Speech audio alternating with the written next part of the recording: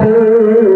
আল্লাহ রাব্বুল আলামিন এমন মুসলমানকে ওই কঠিন মুসিবতের দিন আরশের নিচে ছায়া দান করবে।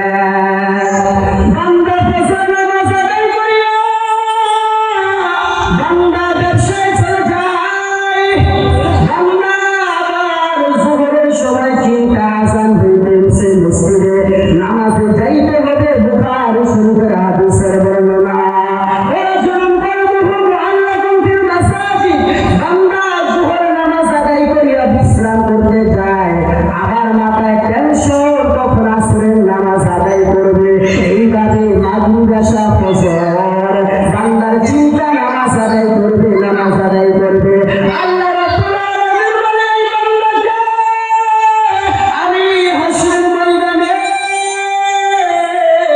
ওই কঠিন মুসিবতের দিন আরশের নিচে ছায়া দান করব।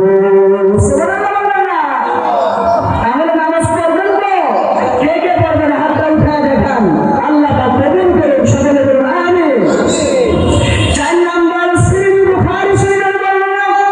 ওয়ারাজুলান তাহাব্বা ফিল্লাহি ইজতামা আলাইহি ওয়া তাফাররাকা আলাইহি।